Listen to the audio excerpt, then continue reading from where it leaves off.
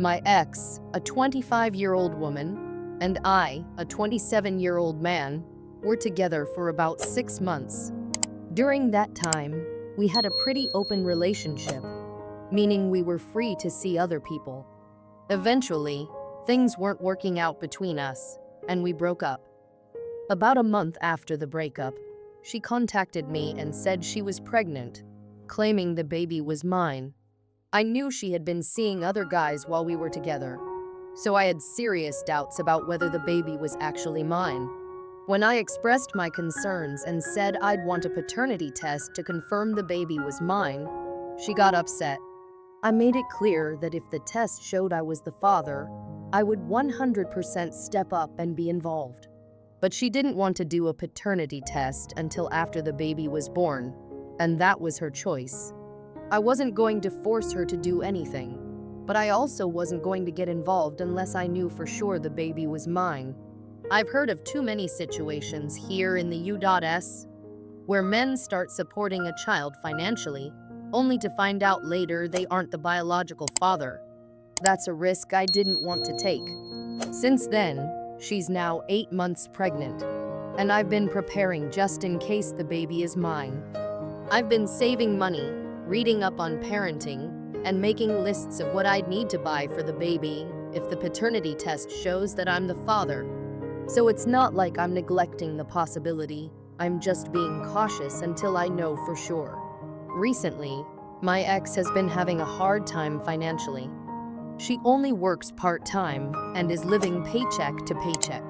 She doesn't have enough money to buy baby clothes, a bassinet, or other essential items. She asked if I could lend her some money to help her out with baby expenses, but I told her no.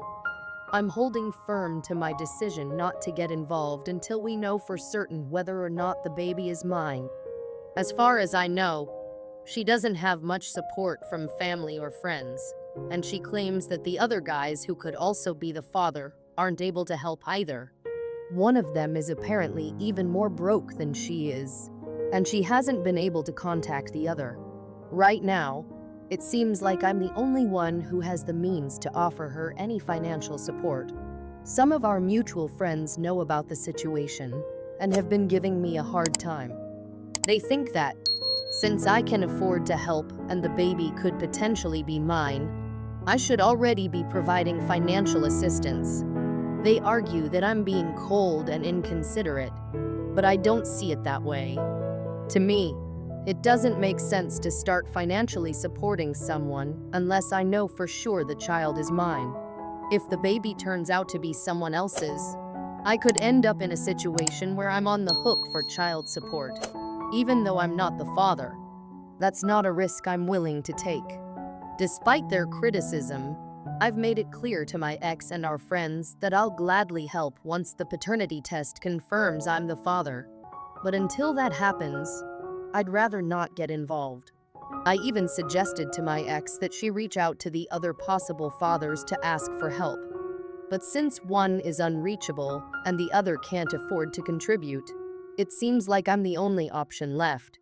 To make matters worse, my friends keep bringing up how they would help if they had the money, implying that I should be stepping up because I'm financially stable. But the way I see it, just because I have the money doesn't mean I'm obligated to provide support until I know for certain the baby is mine. They're making me feel like I'm being heartless, but I think I'm being practical and responsible.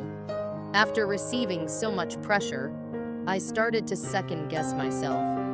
I wondered if I was truly being cold or if I was just protecting myself from a potential mistake. That's when I decided to reach out and get a second opinion. I wanted to know if others believed I was in the wrong for refusing to give her money until we confirmed the paternity of the baby. Top comments before the update. Before I reveal the update, I want to highlight some of the most helpful and eye-opening comments I received. One of the top comments made it clear that I wasn't being unreasonable. The commenter agreed that I didn't owe my ex anything until we were sure of the paternity. They also brought up a valid point. If she couldn't afford to have a child, regardless of who the father was, she should reconsider whether she was ready to raise a child. Another commenter echoed the sentiment, noting that it was her problem that she couldn't reach one of the other potential fathers and that the other guy was broke. They suggested that she was only coming after me because I was the best financial option. A lot of people pointed out how bizarre it was that she refused a prenatal paternity test. They reasoned that if she was truly struggling with money, she would have jumped at the chance to prove I was the father so I could start helping her immediately. The fact that she was hesitant made some people suspicious that she didn't really believe I was the father.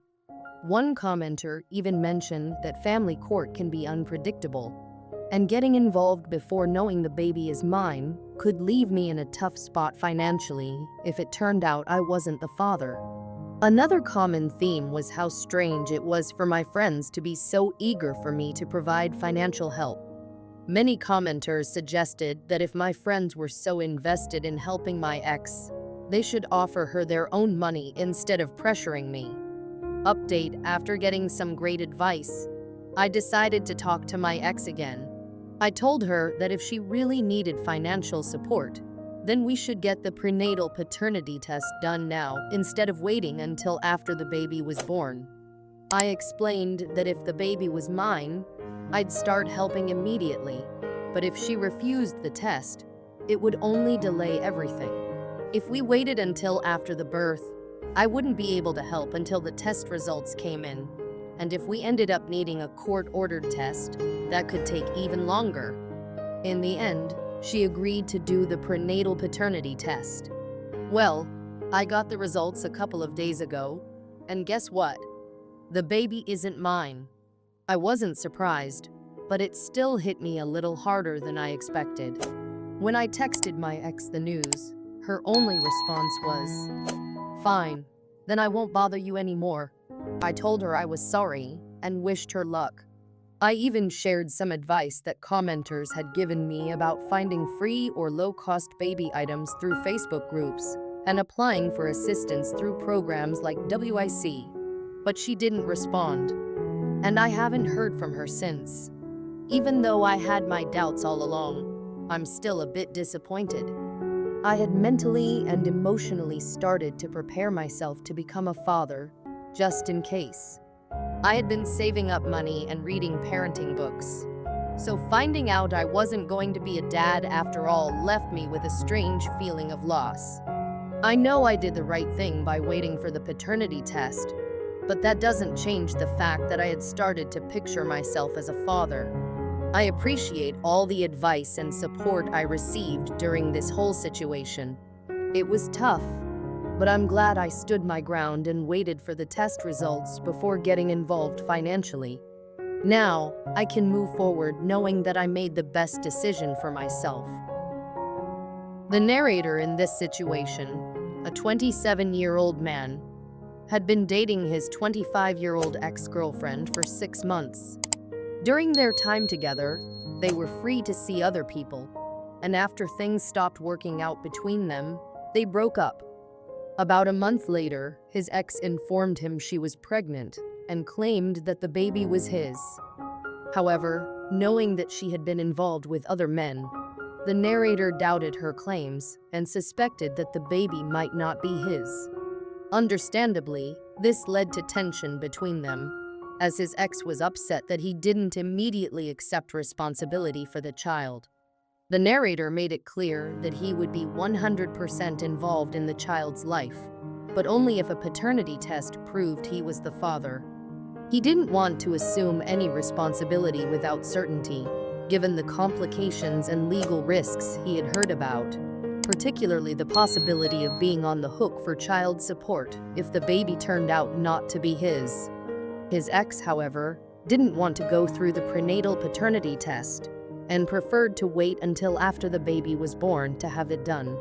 The narrator respected her choice, but he also stood firm in his decision not to get involved in any financial or emotional capacity until he was certain the child was his.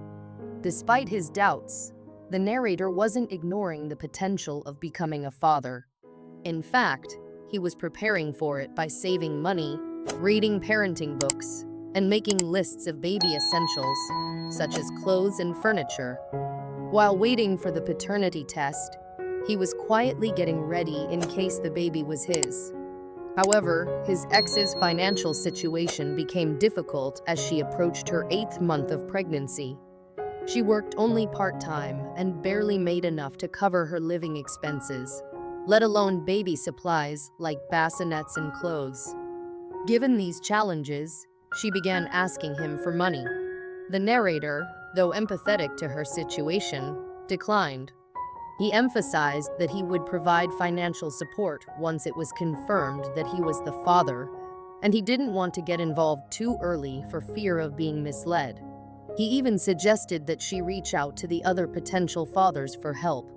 But his ex explained that one of them was in an even worse financial situation than she was, and the other had become unreachable. At this point, the narrator's refusal to offer money began to draw criticism from mutual friends. Some believed that since he had the means to help and there was a chance the baby could be his, it was his responsibility to provide support. They argued that if they had the financial capacity, they would help out. However, the narrator was resolute in his stance. He wasn't willing to get involved until paternity was established, regardless of the opinions of others. After reading comments from various people, the narrator became even more confident in his decision.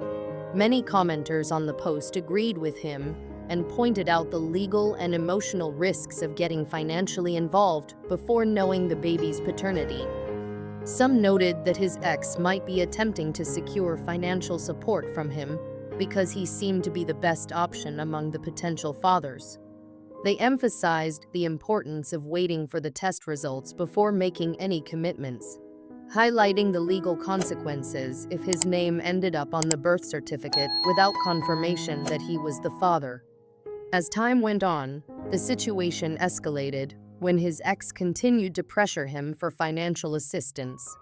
Finally, after much deliberation and encouragement from the online community, the narrator pushed for a prenatal paternity test. His argument was simple. If they conducted the test now and it proved he was the father, he would immediately begin providing financial support. Waiting until after the birth would only delay things, and if she refused to take the test now, they'd have to go through the court process later, which would further prolong the timeline for any financial help. Surprisingly, his ex agreed to the prenatal paternity test. When the results came back, it was revealed that the narrator was not the father. His ex, perhaps realizing there was nothing more to say, sent a short message saying, "Fine, then I won't bother you anymore." The narrator, showing compassion despite the tension, apologized to her and offered some suggestions, such as looking into Facebook groups where people give away baby supplies or applying for programs like WIC, which provide assistance for low-income families. However, his ex didn't respond, and he hasn't heard from her since. Reflecting on the situation, the narrator admitted to feeling a sense of loss, even though he had been preparing himself for the possibility that the baby wasn't his. Over time, he had mentally and emotionally prepared for fatherhood, and now that the potential of becoming a father was gone, he felt a certain emptiness. Although the baby was never his, the experience still left him with a lingering sadness.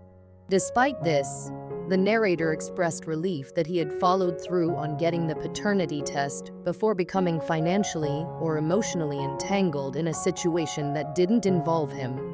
He was grateful for the advice and support he had received from others. And while the situation was disappointing, it offered him closure. In this situation, the narrator ultimately made the right decision by insisting on the paternity test before getting involved. His careful approach not only protected him legally, but also saved him from the emotional toll of being responsible for a child who wasn't his.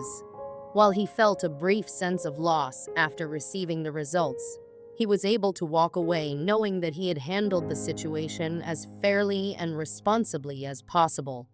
He prepared for fatherhood in case the baby was his, but he also ensured that he wouldn't be taken advantage of if it wasn't. His story serves as a reminder of the importance of paternity testing in situations where doubt exists and highlights the significance of setting boundaries, even when faced with social pressure.